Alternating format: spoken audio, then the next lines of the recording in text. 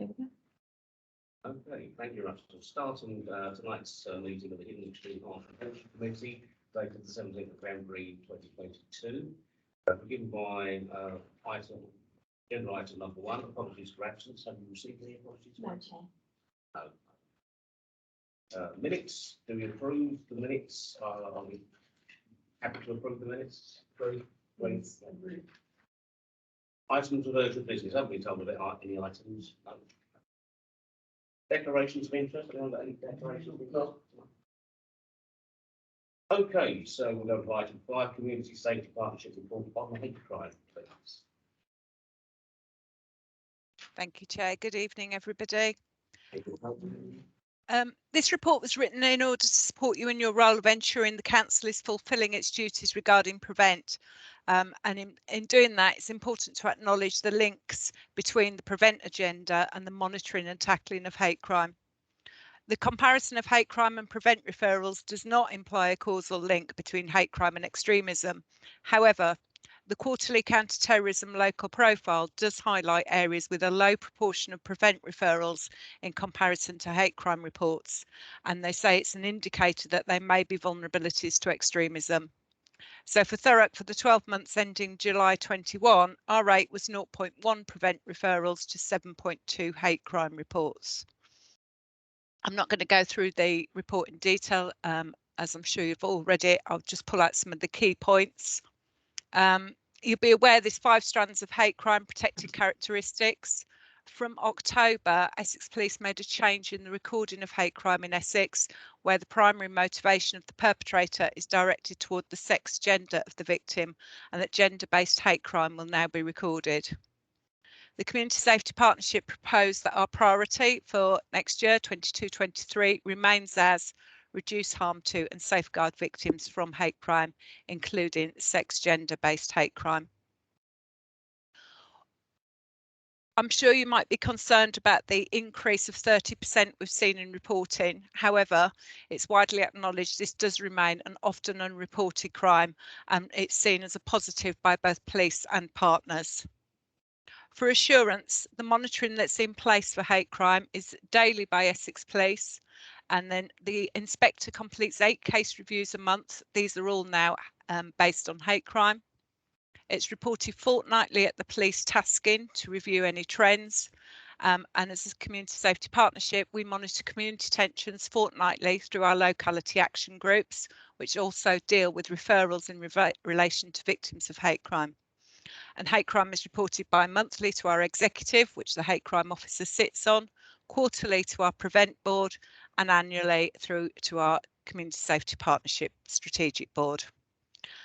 And at present, there are no repeat locations or victims and no identified community tensions linked to this increase. Through our independent advisory group, there are now 2 community challenge panels in place, one in Thurrock for the BAME community, and through our IAG transgender rep, an Essex-wide challenge panel. They've identified a lack of confidence in coming forward, and there's a long way to go to close the gap in relation to unreported crimes and incidents. As a positive to support this priority in Thurrock, we have 256 trained hate crime ambassadors. We've got 9 hate incident reporting centres, which were alternative venues set up to report in line with the recommendations made in the Stephen Lawrence inquiry. We hosted 2 street events for National Hate Crime Awareness Week, including a focus on engagement with business in Grays by our hate crime ambassador, Councillor Abbas, for which I thank you. We've also supported a pop-up event on hate crime in Grays as part of our Safeguarding Adults Awareness Week. The Hate Crime Officer offers a disability hate and hate crime webinar, which is now being offered out to Thurrock colleges and special needs schools.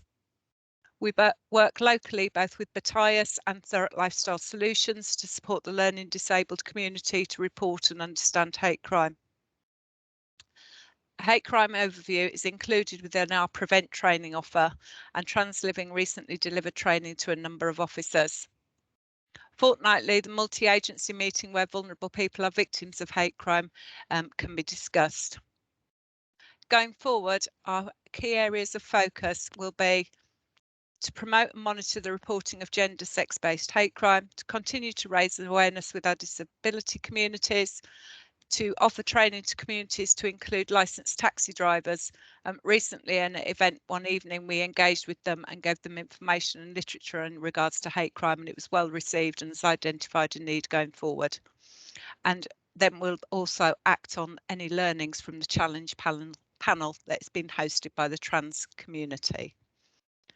So I'll stop there and take questions. Thank you. Thank you, Michelle. Much appreciated. Just one query on page 13, 2.8. In Thurrock, there are 634 hate crime incidents. What do these amount to? Were these physical attacks, verbal abuse? Could you give us an idea of the breakdown?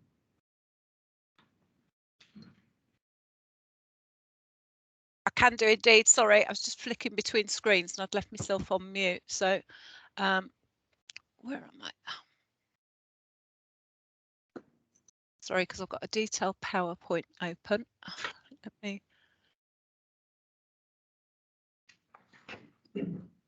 Is it appropriate for me to share my screen? Would that be all right, Chair? Might be easier. If it's easier, yeah, definitely. I don't think we have anything on that.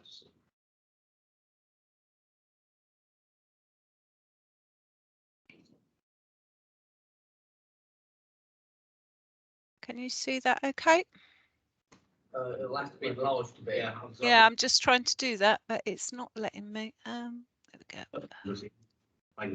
There we go.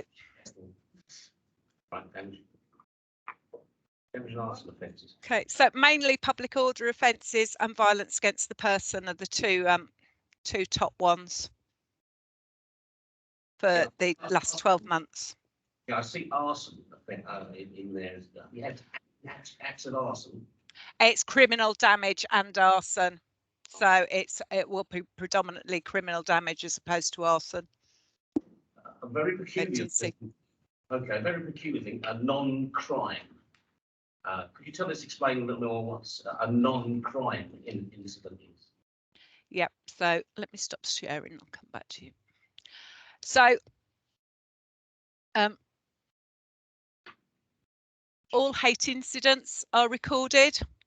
So, for example, if somebody reported they were in a wheelchair waiting to get on a bus and somebody pushed in front of them and got on the bus before them, that person may feel that they were prejudiced and that happened because they were disabled. So they could report that as a hate incident. And so it's those sort of things that are put down as a non-crime. Oh. Does that make sense as an example? It seems to be a very loose, very elastic interpretation. It's because their hate crime is not defined. So there's.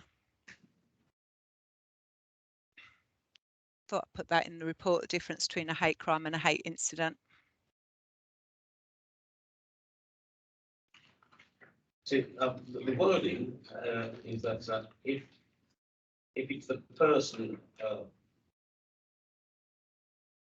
Yeah, sorry, 2.1 clarifies the difference between the two. So perceived, that's it. Perceived by the victim rather than another person viewed by hostility or prejudice.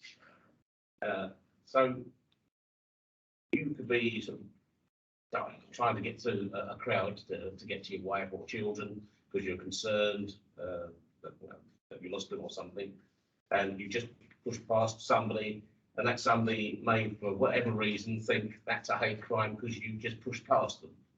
Yes. They perceive it. So this is basically an accuser's charter. Would you not say? I can't comment on that. It's not my decision as to the difference between a hate crime and a hate incident and how hate crime is reported. Obviously, police follow the national policing guidelines on how they report. To the committee, please. Using that particular example, say you're in a crowded shop you want to need to get your wife or your children, or your children to run away from you, so you've got to go after them, and you push through the crowd just to get hold of them, make sure they don't run out of the shop, get lost, or run over a bus. You push past somebody, and they decide that because you pushed past them, that was a hate crime.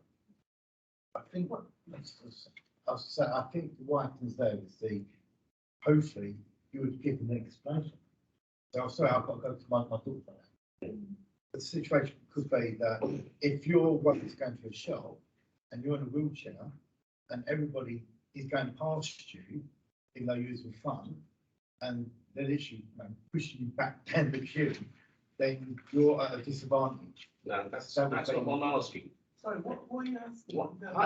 Hate crime or any crime perceived by the victim or another person to be motivated by hostility or prejudice. That seems to be a very, very loose definition.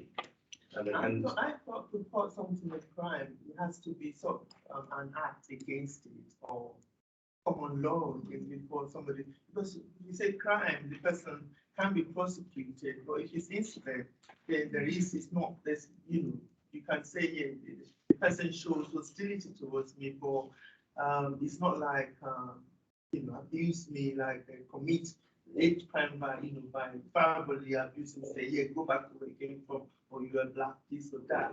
So it's there's a difference. And I think it's clear enough as far as I'm concerned. Perhaps it's just me. I don't know, maybe.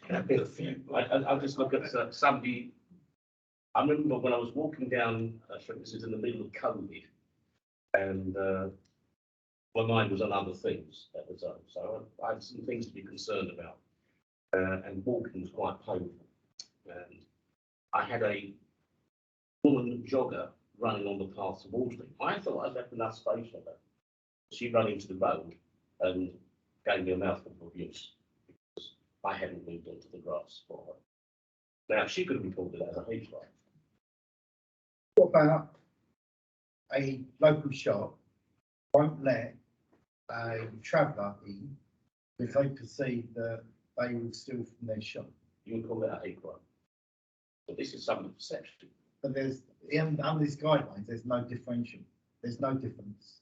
And that is what you're saying. There's been there is you can't deny a service to people based on a protected characteristic. I was under the impression that's covered. That's covered already. But that's prejudice. But that's the same. But that's covered under protected characteristics. Most of the hostility and prejudice. That is the same as. Yeah, but it's perceived by the victim. I'm not saying that it is, it's perceived.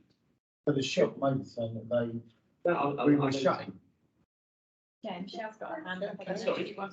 Please do, because this is, I think we'd like to get our heads around this, please. Well, I was just going to clarify that, that there's no statutory definition in law. However, I know the Law Commission are looking at an act at the moment, and there's no more details on it at all at the moment, but they are looking at an act around that. The example you gave with the jogger, if she perceived that that was motivated by prejudice, then she could have reported it. It would have clearly been a hate incident as opposed to a crime. Yeah.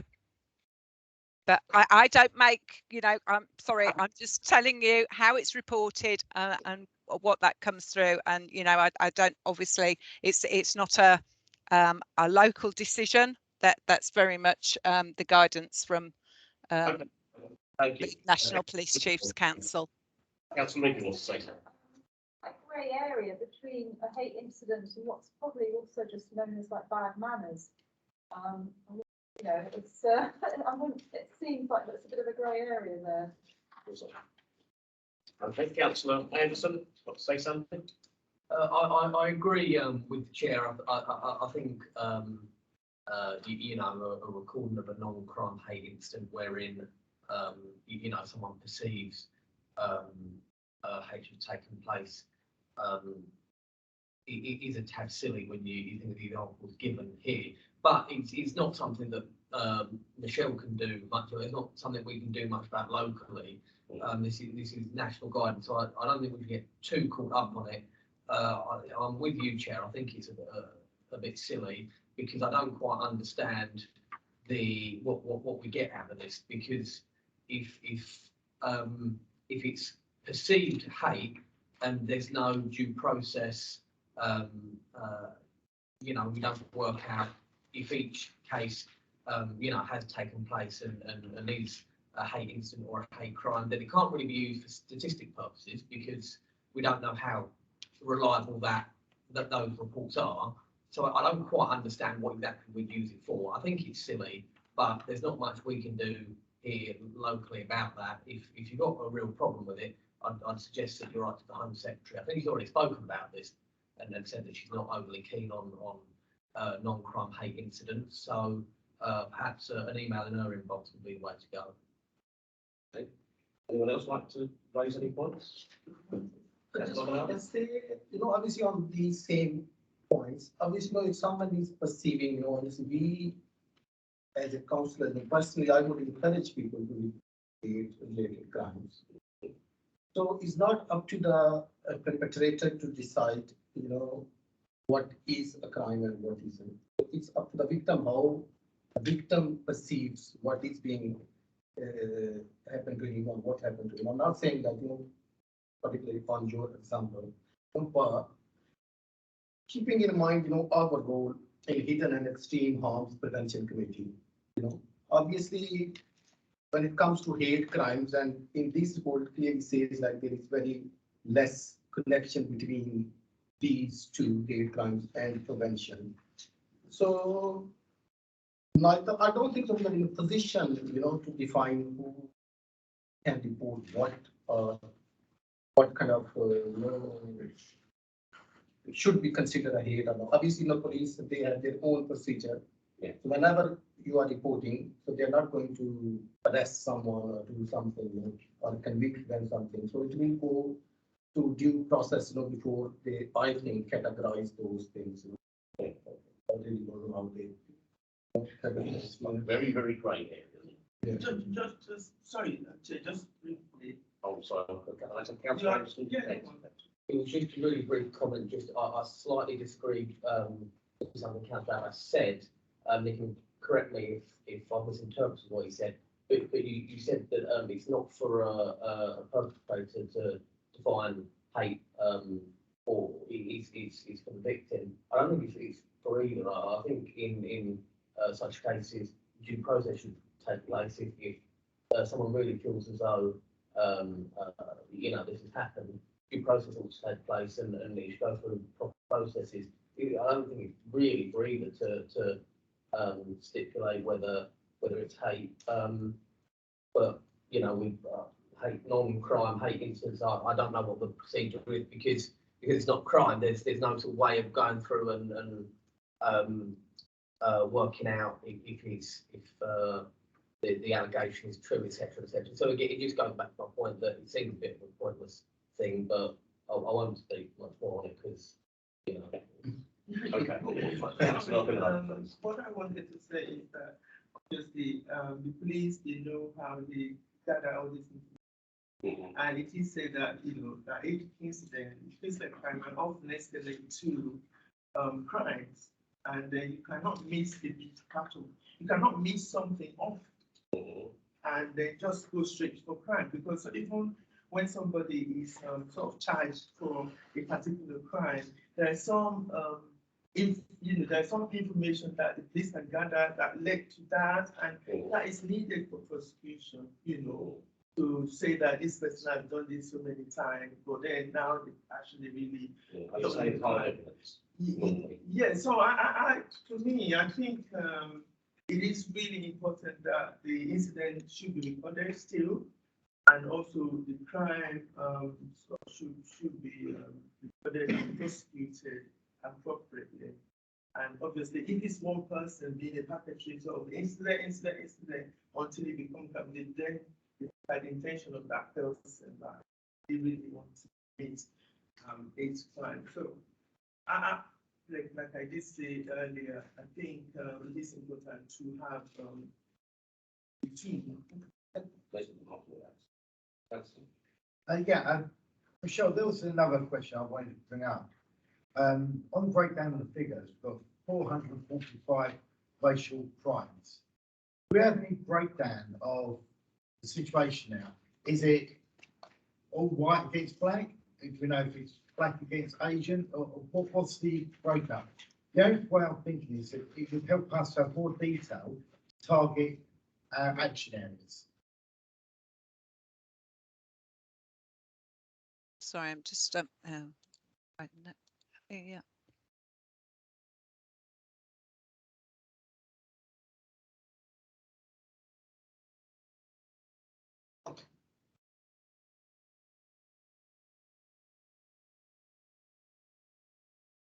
Sorry, I have got it here.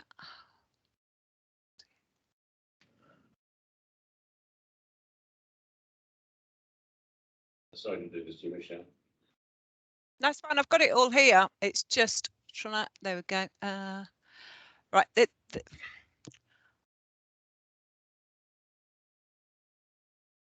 problem with this is, and I'll put it up. It's self-defined ethnicity, and what you'll see is there's as many not recorded as there is not recorded and not stated as there is recorded, and it doesn't match the victim profile to the perpetrator, if that makes sense. Oh, sorry.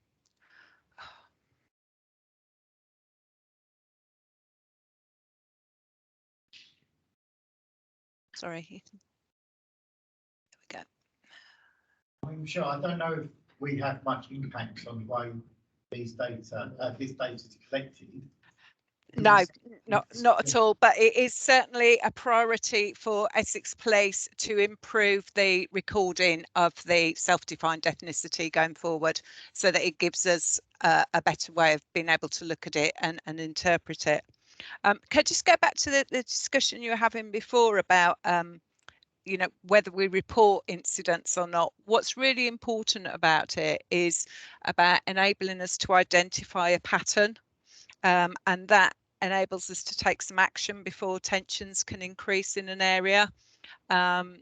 We've identified through incident reporting, the example I gave about the bus, actually that was around learning disabled people being targeted around school time. So we did some work with the bus, with the schools.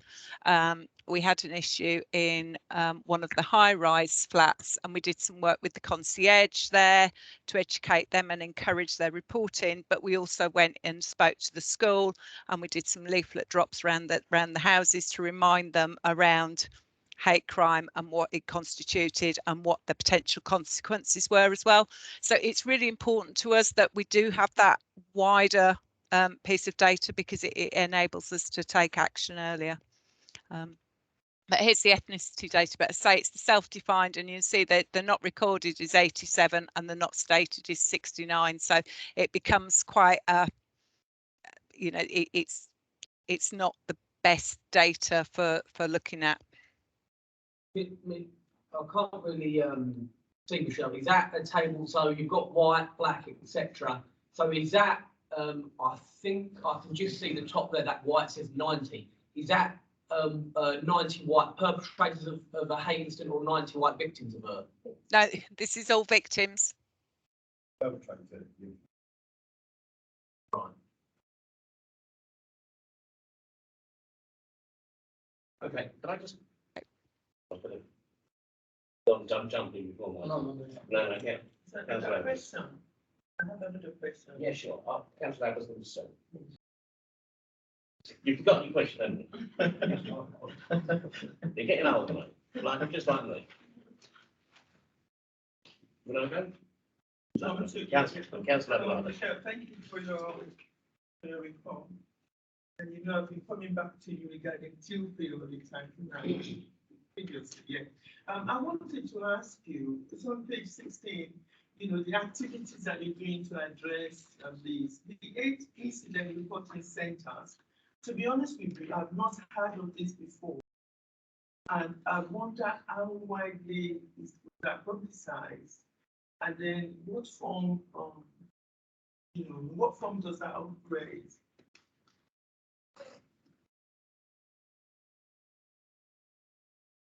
Thank you, Councillor Bucky. Yeah, obviously, hate incident reporting centres over the last 2 years have been very underutilised because they've all been closed for obvious reasons out in the community. There is due to be a complete revamp to promote them again, but there is a anyone attending the training will be aware of them, and all the locations have a symbol. It's got support advice report logo with HERC written inside it, and it tells you what it is. And I'm just going to check for tips. So the sites we've got, the Beehive in Grays, DWP, our job centre, Thurrock Lifestyle Solutions sites at Clarence Road, Grays, Morisco Hall, Chadwell and South Ockendon. And for Tilbury, it's the One Community and the British Red Cross. And then in addition to that, we've got the hubs in Chadwell, St Mary and South Ockendon, and Mind are a HERC as well. So that, sometimes those HERCs are very focused on people that are accessing them anyway, rather than coming in off the, to sort of just going in to report. But yeah, very, very conscious. It is something we need to do more of to promote them. If you go onto our website, if you were looking for hate crime, if you were on Thurrock Council because you wanted to report or you wanted to look up more information, it would signpost you there to all the reporting centres. And the police, obviously, if you reported to them, that they would inform you, but you've already reported. But all the ambassadors would know us about HERCs as well, but clearly we've got more work to do to promote them. Okay, I'd like just to ask a question. This is activity address in 2021, page 16. Disability, hate and hate crime training. Could you just expand on that for us, please? I've never heard of it before. Hate crime.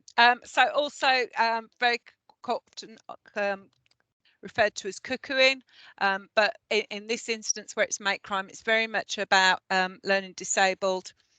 There's a very short video that was made by one of the Welsh Community Safety Partnerships that really demonstrates it's extremely well, and maybe I could send the link around. I should put it in the report, to be honest. But it's where somebody who's got a learning disability is befriended. We have had cases in Thurrock quite regularly. One of them, poor gentleman, received his benefits, would go to the pub, and we would buy everybody drinks, and that would be it. His money obviously gone for the week, but he always, felt positive because he had friends, but clearly they weren't his friends at all. And it's a real risk to people, particularly with learning disability, that they will be befriended and exploited. People obviously cuckooings when they move into their premises. Hate crime tends to be more lending money, buying drinks, etc., maybe popping around and getting food, etc., things like that. But I can send you the link to the hate crime film that was made. It's very short, very quick, and it's really, really good way of demonstrating it. And obviously it's something that we do a lot with our people in the learning disabled community to make them very aware of not everybody's necessarily your friend. Thank you, Michelle. I think we'll all welcome that, won't we? Yeah. I guess they sent it to all of us, be most great. But no one else has got another question. I've got another one. All right, I'll do mine first. Yeah. I'm excited that one. No, page 15. This is offence types. 41% of offences for violence without injury. So I'm making me run around this sort of.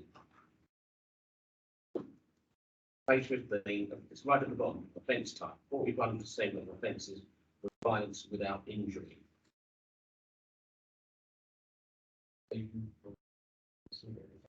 Yes, please, yeah. Can you tell us what, describe what an act of violence without injury would be?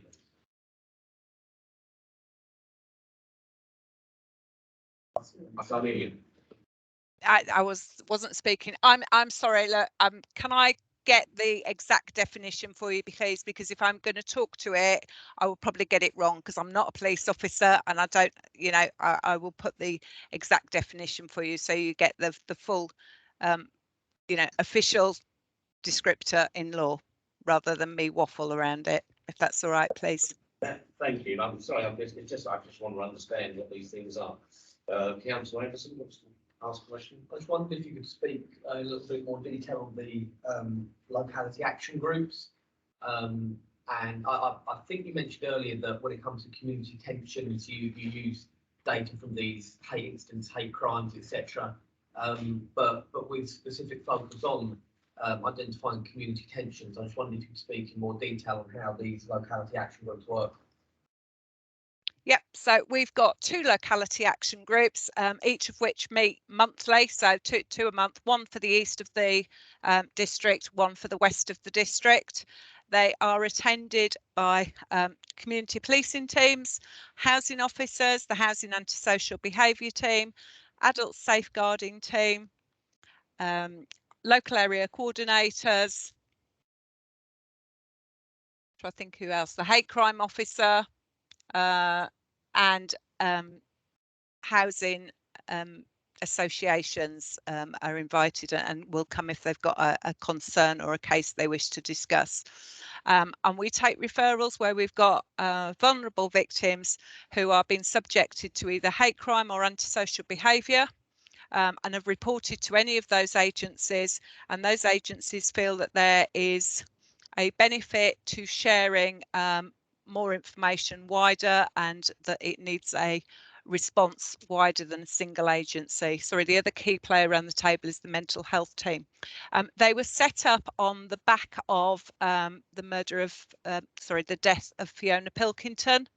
If you know about Fiona Pilkington, she was the mother of a disabled child, and they were subject to ongoing antisocial behaviour over a long period of time.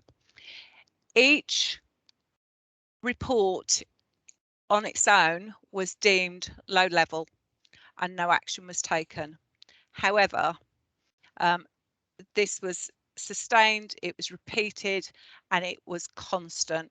And so the impact that it had on her was absolutely huge and led her to taking both her own life and that of her daughters. So the recommendation from there was that we should set up these multi-agency groups to review any cases where there's repeat or high harm victims, to make sure, vulnerable victims, to make sure we put in an appropriate response. And they've been in place in Thurrock, I think, for over 10 years. So meet monthly. We have hate crime, which is actually very, very low at the moment. The referrals for hate crime are, I think there's one on each locality action group at the moment. Tends to be more vulnerable victims, particularly at the moment with mental health. We then look at hotspot areas, and if we see that an area is increasing in antisocial behaviour, we'll put in place additional task and finish groups just for that particular area. So all the relevant officers working and managing that area will come together, including the schools, and put an action plan in place for those areas. We then go through, look at where we may need to move our mobile CCTV to.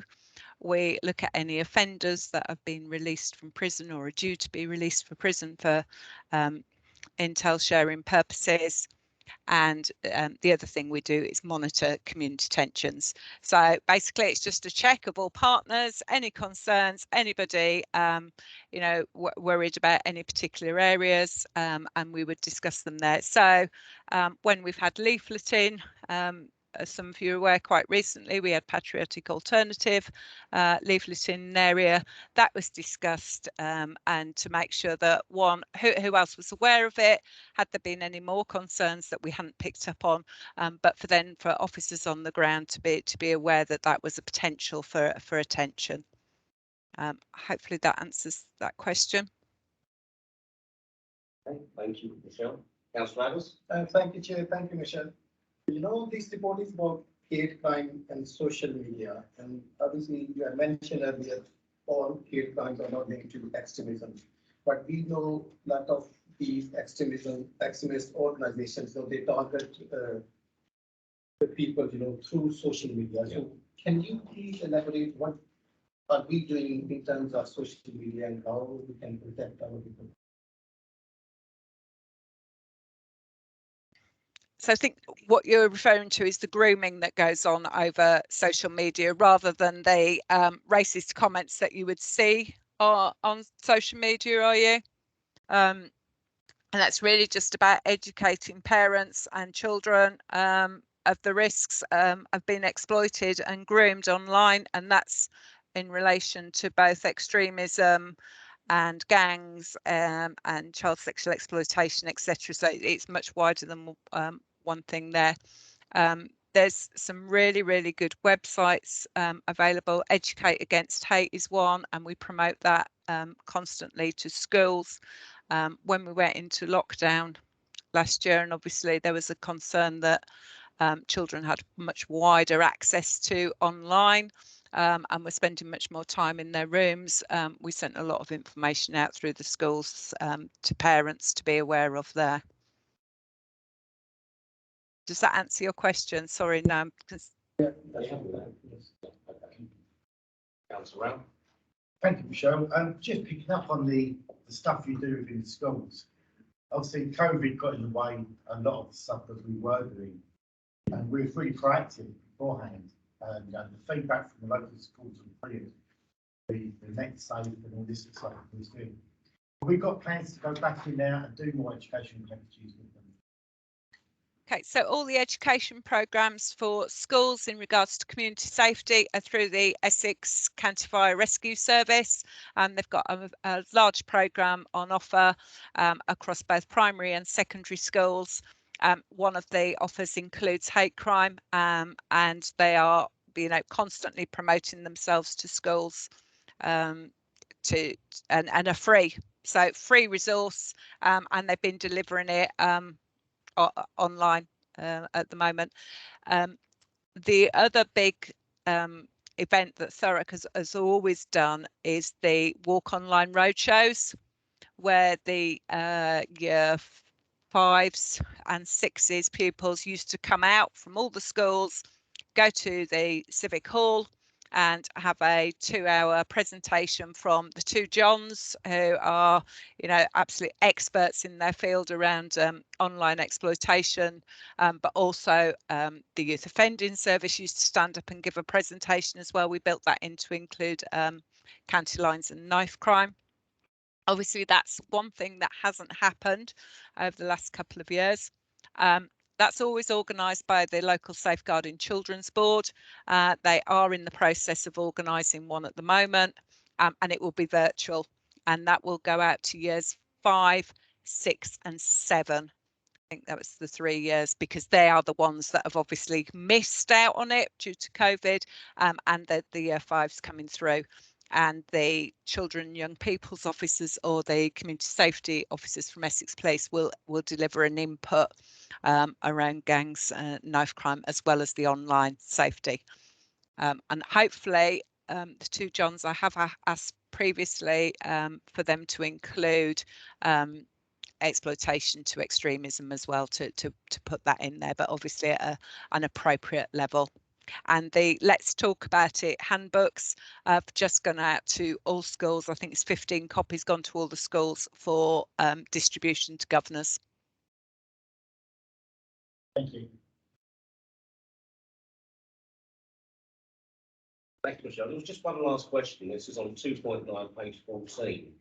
There's a bit about left-wing violence. I think maybe we shouldn't say left-wing extremism, because left-wing violence it sort of might imply it's other political parties, and I wouldn't want them to feel like they're included in that. We're looking at possibly Antifa, Extinction Rebellion.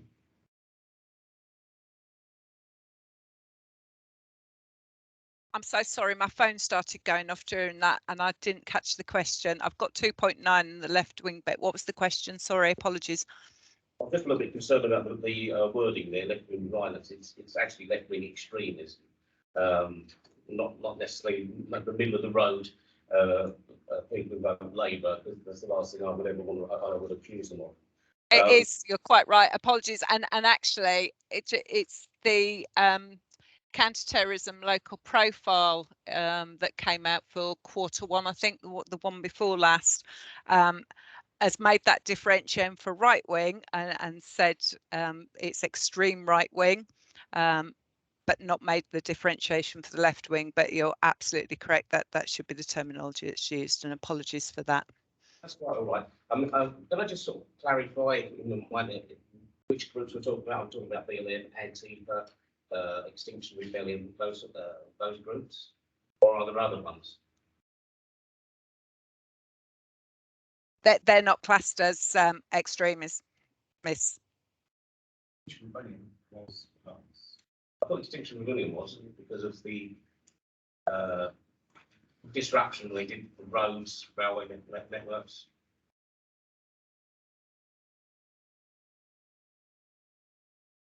It may have been classified since it hadn't been that I'm aware of.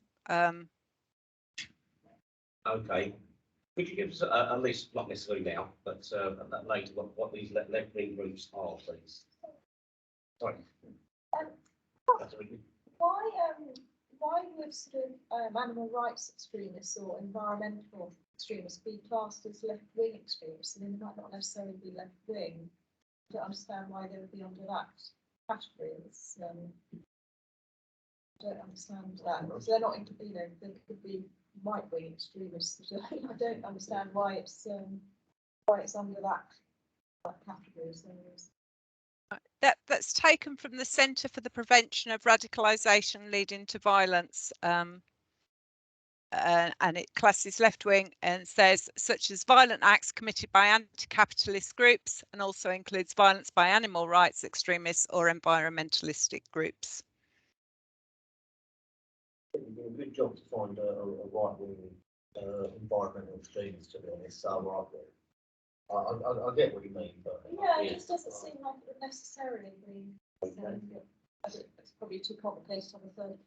Are you okay with that, Councillor? Yeah, that's fine. Right, okay. Has anyone got any more questions? No. Shall we say we've exhausted this one? Okay then, thank you everybody. Thank you, Michelle, for that. We're certainly taking you through it. Do you want to agree recommendations? Yeah. Yes, please. So what we're going to do now is just go through the recommendations. Members of the committee, through this report, show themselves as responsive to the hate crime in Thurrock. That members of the committee equip themselves to raise profile of hate crime within the communities they serve and promote methods of reporting. Yeah, agree. Okay. Yeah. Thank you very much. And let's go on to the next bit.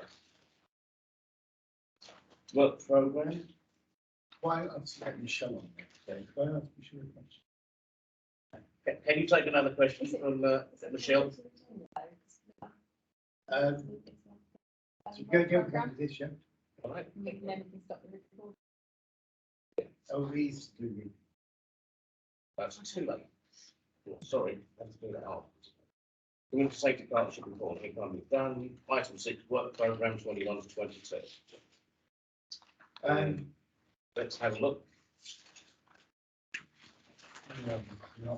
So we've done February, we've done October, December. So hopefully we're going to be looking at violence against men and boys in after the election.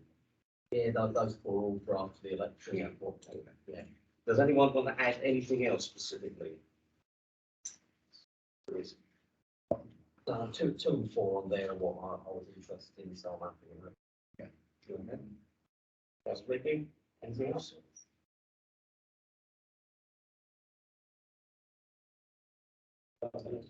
Right, okay. Thank you, that seems fine. Are we okay with that for the moment? Thank you. And that should be it. Thank you, Chair. Michelle, you Good luck to okay just to everybody. hang on Just a for a minute. minute? Before I finish. Sorry, Jenny, did you want me to stay? Was that? Yes, That's it. please. So I'm going to close the meeting now. Is that okay? That's 7:46. Thank you, everyone. Thank you for the coming. Thank you. I think Councillor Ralph's just got a question. Michelle.